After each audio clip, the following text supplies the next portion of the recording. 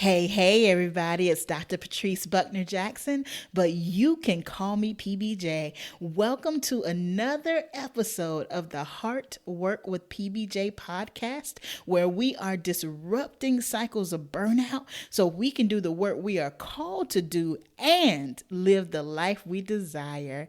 Y'all, welcome. I'm so excited to spend this time with you all, and I have a friend to introduce you to. This is a special episode. Listen, after this episode, you will never forget her, I promise. So you just hang on to your hats. Before we do that, I need to let you know that this episode is sponsored by my new ebook. I'm so excited. This week I released my new ebook. It's called The Myth of Balanced Time: The Secret for Managing Competing Priorities.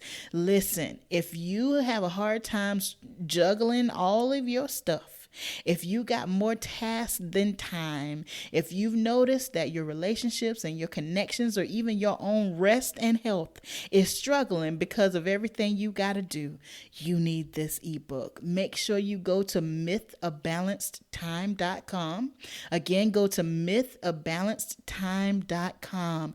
Download the ebook, y'all. And listen, I've got a coupon code just for you. If you enter 5 off, the number 5 OFF off, then you will get $5 off the cost of the ebook. So go to mythofbalancedtime.com and make sure you download the ebook and let me know what you think of it, okay? All right, so I need to introduce you to my friend. I met her through Instagram, but we have our coach in common. And listen, our first conversation was supposed to be 10 minutes, and we ended up talking over an hour. And you are about to find out why I did not want to get off the phone with this phenomenal woman. So Suzette Randolph Vearnon is an author, speaker, life coach, and relationship solutionist with one resounding message: you are enough. Her motivation to empower others was first evidenced at the tender age of 7 when she first taught her younger sister to play the piano. Since then, it has evolved into her own patented transformational methodology called the MusicMath Approach to dating and relating that focuses on 3 critical factors of enoughness: your voice, your value, and your vision. By amplifying these factors, Suzette helps high-achieving women and a few cool men get clear about what makes them enough, thereby ending the suffering that comes from not knowing. So, friends, it is my honor and my privilege and my pleasure to introduce you all to Suzette Randolph Vearnon. Suzette and I decided to do a collaboration with our podcast, so you can hear one version of our conversation over on her podcast, The Enough Factor, and you can hear the second version of our conversation here right now. Here we go.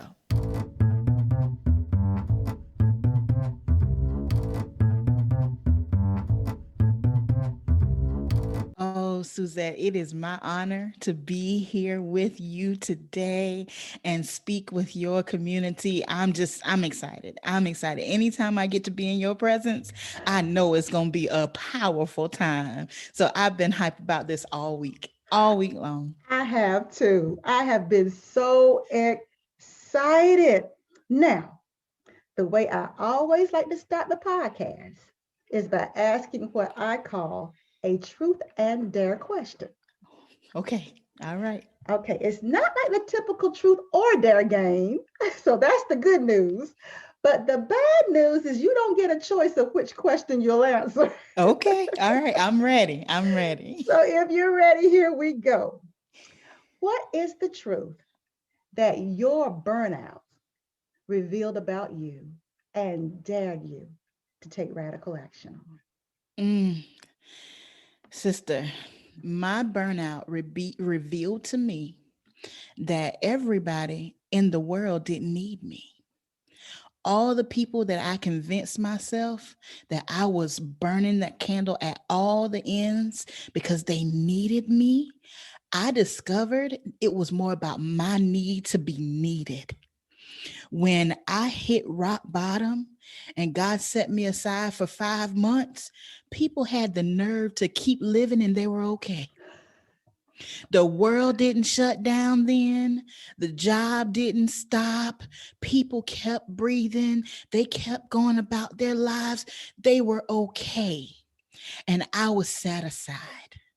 So Mm. I learned that his yoke is easy and his burden is light. And anytime I'm carrying a weight that is too much for me, I took it on myself. It was not people needing me, it was my need to be needed. Mm. You know what? And even when I was thinking about that question to ask you, I said to myself, you know what? I'm not going to put my sister out there by herself. I'm going to ask myself the same question because I've had multiple burnouts, Mm-hmm. right? And I thought about what it was that they taught me and dared me to take action on. And mine is that no matter how hard I tried or how vigilant I was in trying to perform Mm-hmm. in a way that garnered me the respect and the adulation of those around me, it couldn't give me what I so deeply longed for. And that was love. Mm. And because my performance couldn't get a man to stay interested or stay attentive, I felt like I wasn't enough. Oh my. And nothing could compensate for my incompetence when it came to relationships. And that for me was the driving force behind all this work, all this people pleasing, Mm. trying to get love. That was it. And my soul ached for love. And so what that was the truth. And it dared me to dig deeper, Yes. to look broader, to stop looking at somebody else to validate me, Yes. but to ask myself, okay, the question is, why am I enough? Mm. That's the question that always comes up. And if I can answer that question for myself, Yeah. then I won't need anybody else to do it. But as long as I kept looking at men to do it, I was stuck in perpetual burnout, Yes. working so Yes. hard to try to earn something that they could never give me. Yes, ma'am. And that's why I call it cycles of burnout. Because we might be Yes. okay right now, doing well, got some things in order, feeling good. But those of us who serve from the heart, those of us who are nurturers, who are givers, who are protectors, we are prone to cycles of burnout. So we get to a good place, we're holding on, everything's okay. And before we know it, we find ourselves slipping back into, you just said, performance. And it is so true. We find ourselves putting on this mask and we want to live up to, work up to, perform up to these standards. Who knows where these standards came from?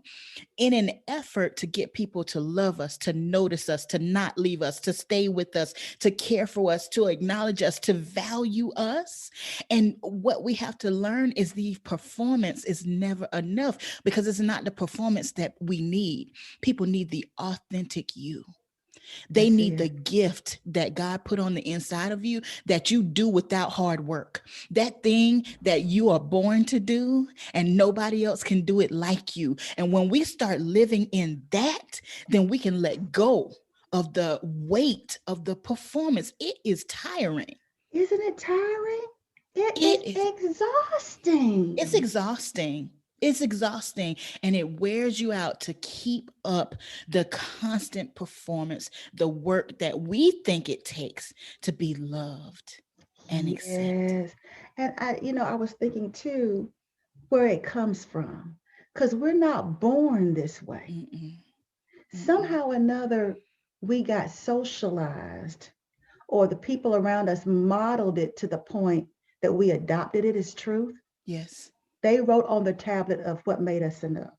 I Yes. remember when I was young, and I can't remember the exact time, but it was when I was school age. When I was school age, and before desegregation, and everybody was all black people went to the black school. Mm-hmm. My mama didn't have this conversation with me. It was only when there was desegregation, and I was one of just a handful of black boys and girls that were going to a previously predominantly white school. Yeah. I won't even say predominantly, it was all white. Mm-hmm. And I remember my mom saying to me, you have to work 10 times as hard to get what they have. Yes. And what she was saying was, and actually what she actually said, if I recall, was you have to work 10 times as hard to get what they have without even having to work for it. Yes. And I think that started that hamster wheel of thinking I wasn't enough in and of myself. Yes. No matter how gifted, no matter how talented, no matter how friendly, no matter what kind of person I was on the inside, it wasn't going to matter if I did not compete. Yes. And I had to compete for what they had. They came about so easily just because of the color of my skin. Yeah. And so that followed me. And I started realizing that when I performed well, I got A's on the school test. I got trophies Mm-hmm. for the 50-yard dash. Yes. So there were rewards that came when you quote unquote perform well. But here's the rub. If you if you have any sense of purpose at all, Yes. something's going to happen in your life that's going to call into question your performing based on their boxed ideal of how you Every should time. be. Yes. Your authenticity is going to always go, that don't fit. That I don't fit in that box. That dress is too tight. Those shoes hurt. And if all you've ever measured yourself by is how your work that you do, then it puts you in a real existential crisis. Oh, truth. Where do you go if all you've ever known, all you've ever been judged by has been what you do, and Mm. how well you do it is determined Yes. by that other person, not by you? Then you are like a performing seal. Yes. Yes. Because the target continues to move. So what's good enough Yes. continues to change. Every time you make one marker, you get one accolade, you get one award, then it's time for the next. We're always taught to climb this ladder, to keep moving, to keep progressing, to keep pushing, to keep going for the next thing. So if we don't know on the inside that thing, that target, that mark, we're pressing towards the mark, but my mark is not your mark. And it's not determined by the people around me, but it's determined by the one who created me. See, for me, this chase to be known and to be loved and to be accepted comes from my childhood as well. I was on this constant chase of being loved and being acknowledged, to say I am enough. To Mm-hmm. step out of this, you're the baby of a 15-year-old, and to be somebody that was loved and appreciated. I didn't want anybody else to step out of my life and to walk away from me. So I Yeah. did all the things. I accepted all the extra assignments at work. I took care of everybody in my life. I'm always the shoulder to cry on. Whatever somebody needed, I was there. I tried to be everything to everybody so that I could earn their love. I was Mm-hmm. working to earn their love. And Suzette, I was rewarded. I was rewarded. I got the corner office. I got the parking spot with my name on it. I got the staff. I got the title, and it almost killed me. Over the years, I gained over 100 pounds. I lost family relationships.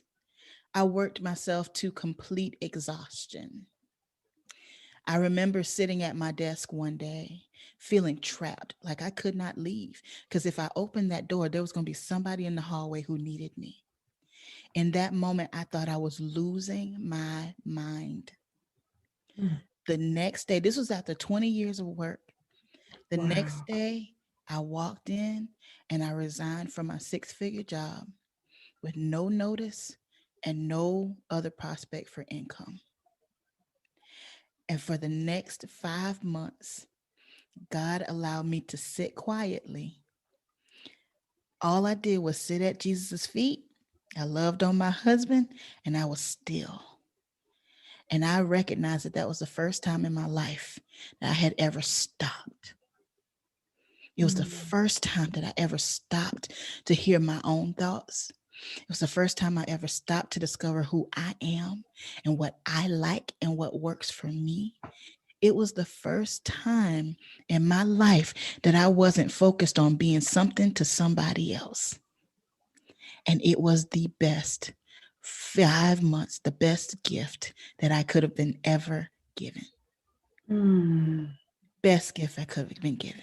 I know that's true. It reminds me too of a similar situation where, and I think you and I talked about it the last time, where, and I'm going here because you mentioned about sitting at Jesus's feet, because Hmm. we're both women of faith. Yes, ma'am. And even listeners, if you don't subscribe to the same faith base, I still believe this will be very helpful to you, because one of the tenets of our faith as Christians is that Jesus died so we could be restored to right relationship with God. But my experience in the organized church world, however, because I grew up in a holiness, kind of Pentecostal holiness So background. did I. And even though that was the tenet of our faith, the actual living it out was we had to earn God's love for us. So here we are on that hamster wheel again, Again. trying to perform and earn love for a God that had already created a pathway back, already figured it out, Yeah. Yeah. already decided Jesus was the way. Yes. Receive that redemptive work. He died for your sins. You don't have to deal with it. He died it. You don't have to offer sacrifices no more. You don't have to, have the doves and the lambs and the sacrifices. You don't even have to go to a priest no more Hmm. to talk to me for you. Yeah. He has cleared the way. I have absolved you of your guilt. We are back in right standing. We good. Yes. You don't owe me nothing else. But we can't receive that. It's too easy. Mm. And we've taken it upon ourselves based on our culture, based on our past, I think with suppression, slavery, being oppressed people. And I think we have, in many ways, perverted the very tenet that we claim we serve. Because how in the world can we ever be good enough? How can we Right. ever earn grace? How can we ever do it? But yet, you and I know it. The biggest recovery for me was trying to earn God's love for me. Come on. Come on. By trying to live up to something I kept failing at terribly. Terribly. Terribly, I kept failing. I kept failing. And because I kept failing, I felt like I wasn't worthy enough. I felt like I wasn't good enough. I felt like I had to always come in and, well, God, I know what your word says, and I know I'm terrible, and I know I'm this and I'm that, and I had to come to the altar almost every Sunday, have hands laid on me almost every Sunday. I had to pray and plead and beg and beg. Every Sunday, I was told how terrible I was, how awful I was, how I didn't deserve God's grace, how I didn't deserve his mercy. And I cry out on the altar, please forgive me, such a wretched person. I know I did this wrong, and I know I did that wrong. And if you just purge me, if you just help me, if you just, just get this devil off my back, if you just please. And I spent so much of my life missing out on the love God had for me because I was trying so hard to earn it. It's like I was trying to earn it in my job, but here I am trying to earn that God didn't make a mistake on me. And so when you said sitting at his feet, because there's so many people for the cause of Christ, and we call it ministry, but I wonder how much of it is us trying to earn something we've already been given. Freely. Freely given. Freely given. You just said something that triggered something for me. You said trying to prove that God didn't make a mistake. And that's what my struggle was. I was trying to prove that I was not a mistake. I was not a mess up. I was not a mistake, but I have value. And I have purpose and I have work to do here. And one of the things I learned in those 5 months of sitting is there's already been a savior and he did a perfect job. I am not the savior. I am not the rescue person. I am not the person that comes and just takes you out of your trouble and makes it all okay. There is assignment on my life. I am used by God, but for his glory. I do the part that he has assigned my hands to do, and I leave the rest to him. What freedom. What freedom when we recognize that we are enough just because we exist. That's it. Just because you breathe. Just because you're here. Because when we think about, look at all it took to get us here. Look at all it took. I mean, everybody who is here, look at what it took. Biology of it. Yes. And then even after that, despite our parents' maturity, immaturity, circumstances, traumas, life, for 9 months, God watched over his word. We are all his word made flesh. He watched over his word, not what our parents wanted. Because in many of our cases, we were oopses. Come on. In some circumstances, it might not have been what that person wanted, but we are the result of what God wants. And if we truly believe he doesn't make a mistake and we were his answer to what the world needed, then how dare us not think we're enough? Oh my goodness. We're his answer. We're his answer. We are his answer. And that gives us the security and the power to exist in this world in the way that he called us to exist, and to make the impact that we are called to make, because we are his answer. We're his answer. Yes. And someone needs to know that, because the reason we're on the hamster wheel is because we don't believe we're enough. But when you realize that even with all your flaws, even with your frailties, even with your predilections, even with your predispositions, even with all the things that you've been told were wrong about you. Come on. He's never regretted loving you. And when I hear people saying, well, I know I disappointed God, I'm like, no, baby. How can you disappoint a God that already knew who you were? Before you took your first breath. Before you were even formed. How can you disappoint a God that put those gifts and abilities in you and gave you an assignment before you even lived your way to the understanding of it and knew the mistakes you were going to make? Come on. Knew how growing up the way you grew up was going to, knew how that pain was going to be processed in your life, knew what you were going to be vulnerable to, Mm-hmm. knew all of that, and still didn't take the gift back, didn't take the talent back, didn't take your purpose back. Come on. Didn't do it Didn't do it and won't do it. and won't do it. Won't do it. He won't do He it. won't do it. Yeah. And it's time for all of us to start living in freedom and be who we were called to be. The world is waiting for us to show up as us, for Yeah. us to show up in all of our gift and all of our power. And there's so much freedom. I'm learning, sister. I'm learning how to live in grace and ease. I'm learning. I've got a sticky note on my computer right now. It says, do less, Mm. because I'm a performer and I tend to busy. My natural mode is to be in modes of busy, because I'm used to performance. But I find that busy leads to burnout, but productivity leads to purpose.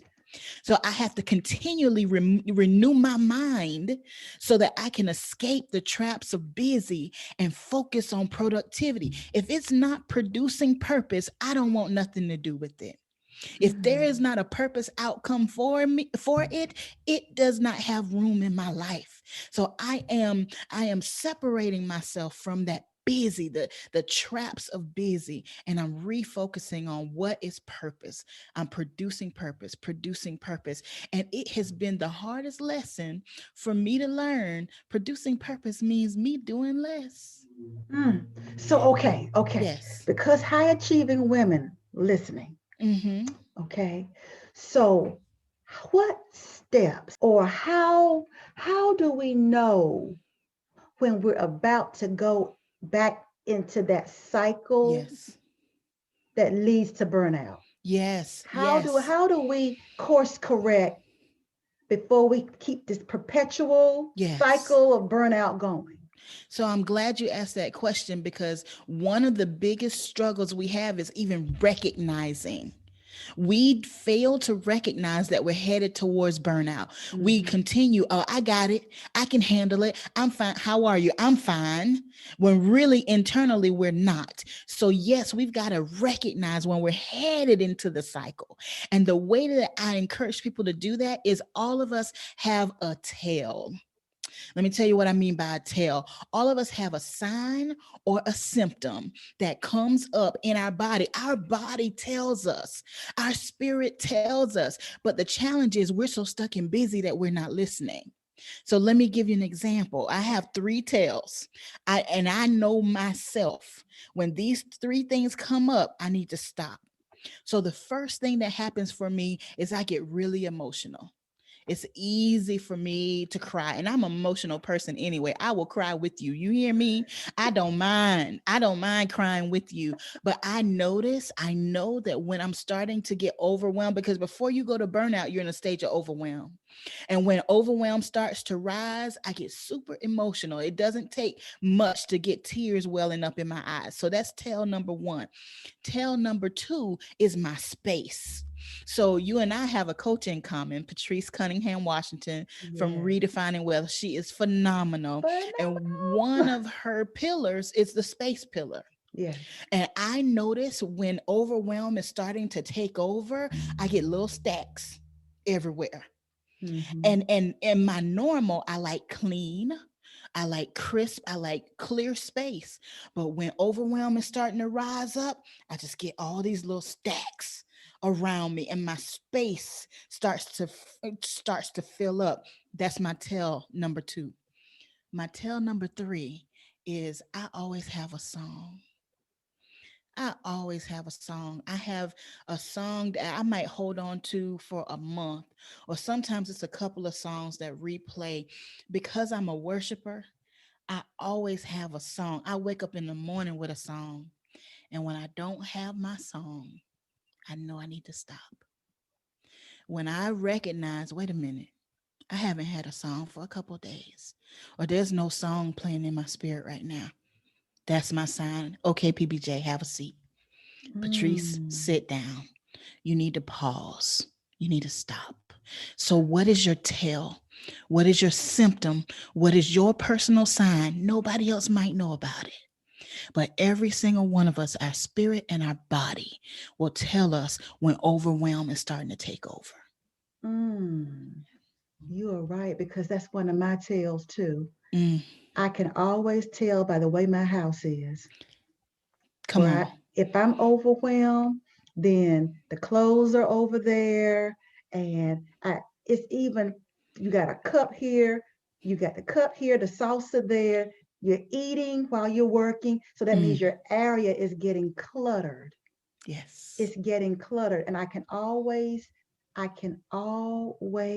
tell, because I'll start my path. One of the things that I'll do, I'll get so absorbed in chasing that, if I just do this one thing, I'll be done. Come on.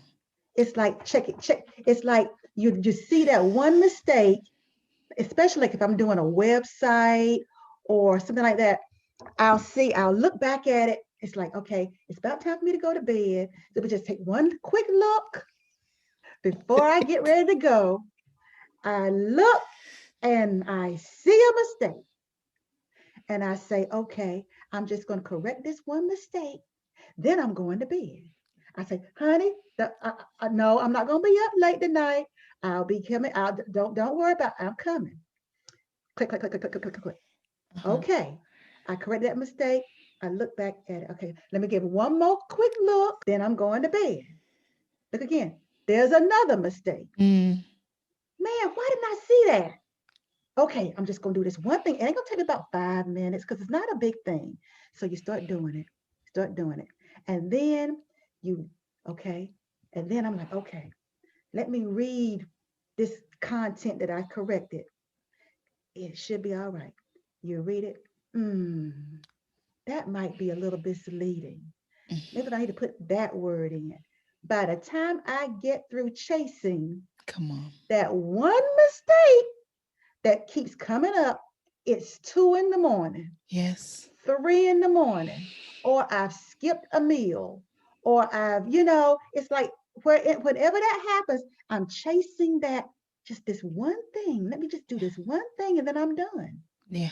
And it always draws me in. And by the time it's over,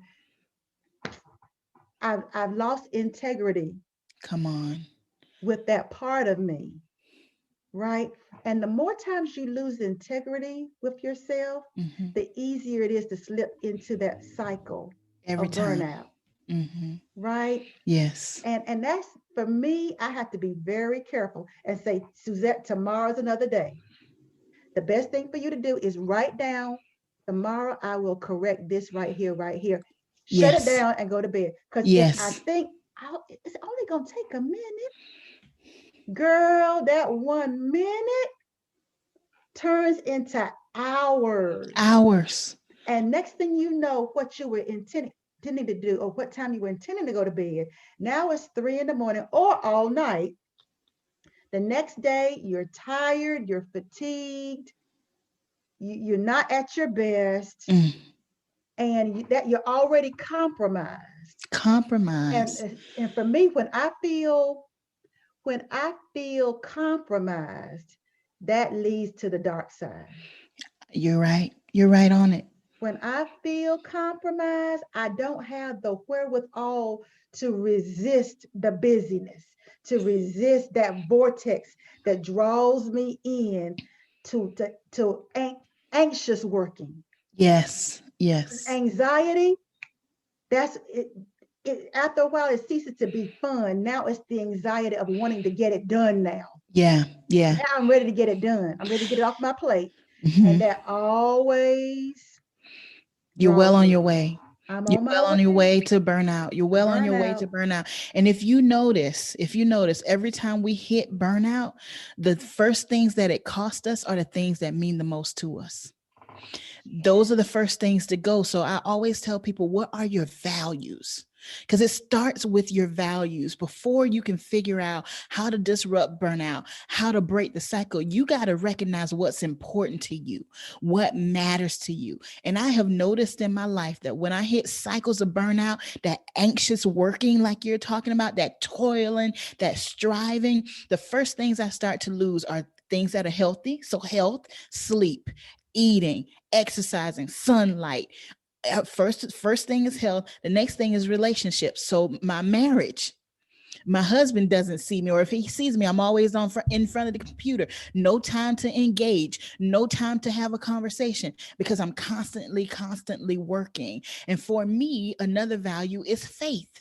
So when I get into that anxious working and when I get into a cycle of burnout, my prayer life is raggedy. I'm not reading like I should. I'm not meditating and spending that quiet time. Burnout will always cost you what matters most to you. It Mm-hmm. will always cost you what matters most to you. So that's why we have to, one, recognize what those values are. What is important to you? What are your non-negotiables? What are those things that you're not willing to compromise, you're not willing to spend, and you're not willing to lose? And after you have identified what those values are, then you can structure your time, your talent, and your boundaries around those values. And make sure that you have a sure line. I always say that your values are like the cities of or the walls of an ancient city. You know, you didn't just roll up to an ancient city, say, "Hey, I came to see how y'all doing." You didn't just come with your bags packed saying, "I just came to see my cousin." You're not coming up in here like that. When you went to visit an ancient city, there was a stone wall several feet high, and there was always a watchman on that wall. And you were not getting in unless you went through the watchman. And the watchman gave you access, or you took over the city, or the watchman gave you access to the city. Our values are the same way. That's where our boundaries come from. You can't make a boundary until you know what's important to you. Yes. And if you don't know that you are important, Come on. because we think the work is more important than the worker. We think the human doing is more important than the human being. Ooh, But the human being is the person behind that black curtain. Like in The yes. Wizard of Oz, where the wizard is back there manipulating the knobs, Yes. the knobs. The wizard is the brilliance behind the bobblehead, Oh, that's so good. right? And so, but we think just like he did. He thought he wasn't enough. So he had Yes. to create a persona Yeah. that he felt like people would respect. Right. But he was the brilliance even behind the persona, Yes. right? And we forget that we're the brilliance behind our doing. There is no purpose if we don't take care of us. Come on. We can't fulfill even ministry purpose. We can't fulfill good work. We can't show up for anybody else if we discount that we're the brilliance behind it. That's it. How That's there's it. no marriage if we're not in it. That's right. There is no employee, us, in that job if we don't show up. Come on. But yet we've been socialized to think that we're not as important as what we do. But we can't, but there is no doing None. without us. There none. And None. so we have to, when you talk about, what's priority, we have to be the priority. Yes. Because if we don't respect ourselves, then we don't respect the work. That's right. So can we talk about guilt for a minute? Let's talk about We guilt. need to talk about guilt because we need to talk about mom guilt. We need to Yes. talk about female leader guilt, and not just for women. Men experience the same thing, but we really need to talk about guilt because we feel so much guilt for taking care of ourselves. At some point, we were taught that it's selfish to prioritize me. Mhm. But really, in order to be productive and be everything we need to be to everybody, we need to learn how to choose the priority of the moment. And it is not selfish to choose the priority of the moment. It's not selfish to put your oxygen mask on first. How are you going to help somebody else when you can't breathe? It's wisdom. It is wisdom. It sustains you to restore your energy. If you're constantly giving, giving, giving, just like your bank account, you keep spending and don't put anything in, you're going to get some insufficient funds. Mhm. At some point, you will have to stop. And that's what burnout does. It's That's a what it is. demand for you to stop. You can choose to stop, or your body will demand for you to stop. So you choose which avenue you want, but guilt is unproductive. You have permission to take care of yourself, not just permission, but you are encouraged to take care of yourself. It is wisdom. We're doing this for the long haul. And in Yes. order to keep serving in the way that we serve, we have to restore our bodies, restore our minds, restore our spirits so that we can continue to give to those we love and those we serve. Dr. PBJ is in the house. It's the truth. It's the truth. Oh my God. So, listeners, oh my goodness. Listeners, oh my God. That whole thing that Dr. Patrice has said about what your tale is. If there was some homework to be given, Mm, that's a is good to one. figure out what your tale is. Yes, ma'am. Become aware, become aware of it and tell yourself the truth about it. Come Because on. God knows whether you believe it or not, your life is evidence, right? Yes. Your Yes. life is evidence. And so that's my takeaway. But what is the one that you want to leave, Dr. I Patrice? love What that. what what is it that you want people to walk away? I love that, finding out what your tell is, recognizing what you need. So as you identify your tell, your symptoms, your signs that overwhelm is starting to take over, write down also, what do I need? And I want you to be very self-focused here. I want you to lay aside every other role that you have and every other hat that you wear. Lay it down just for a moment. Just for a moment. Because so often we expect others to advocate for us. We expect somebody else to show up for us. We expect them to see that we're struggling, to see that we are hurting. I want to empower you to know what you need so that you can articulate it to those who need to hear it. So identify your tell and write down what you need in order to be successful in carrying out the work that's in your hands. Whether that's a little bit more help at home, or if you need a tool or a system to help you at work, or if you need to delegate a little bit more, if you need to tell the truth to yourself or get somebody to support you like a counselor, whatever you need, identify that and then be courageous enough to step out there and go get it.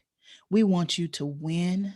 We want you to serve well. And we want you to know that you are enough. So you got to take care of yourself. Let's start taking care of ourselves. Let's start taking care of ourselves. This has been amazing.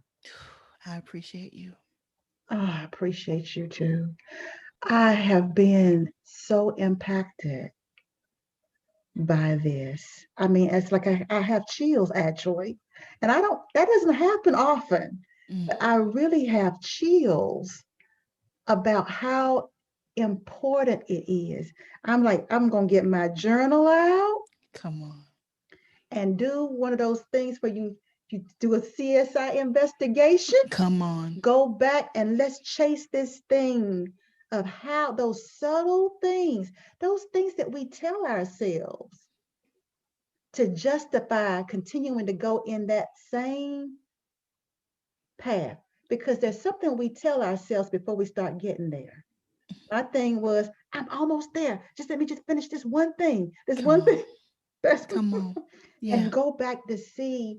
And also, what is it that I believe about myself that started the cycle back up again? It's something I believe about me that greases that wheel, Mm. that needs to be changed. It needs me to go down deep enough to God's definition. What about his definition am I not adopting that's Come on. causing me to try to come up with one different? Ooh. What am I not receiving? I know I'm praying, I know I'm talking to him, but when he talks back, do I have regard for what he says about me? Do I have regard for the assignment that he's given me? Do I have regard for the gifts and the talents and the purpose that he's assigned to me? Do I have enough regard for it to say, whoa, no, I'm not going this way. No, I'm not falling for that. No, I will get a good night's sleep because of this. No, I will put my self-care first. Oh, no, I will make sure I have 3 nutritious meals. Oh, no, I Yes. will make sure I spend quality time with my husband. Oh, no, I will make sure that my space is uncluttered. Oh, no, I will put people pleasing to the side Mm. and only invest in those relationships that nurture what I believe Yes. and what God has said to me. If Mm-hmm. you're trying to pull me away from it, I'll have to love you at a distance, but you can't be up close. You Come can't suck on. out my Come on. time. I can't let you waste my time. So it's causing me to take a step back and even dig a little, even more deeply into my own will. So I thank you so much. Thank you. I thank you so much. And listeners, in case nobody has told you, I want you to know that you are worthy. That's why we're saying all the things we're saying, because you are worthy, because you are worth it, because you are more than enough. Oh, friends. Now, please don't ever say I didn't tell you. I told you that after meeting Coach Suzette Vearnon of Enough Factor podcast that you would never forget her. And I believe I made good on my promise.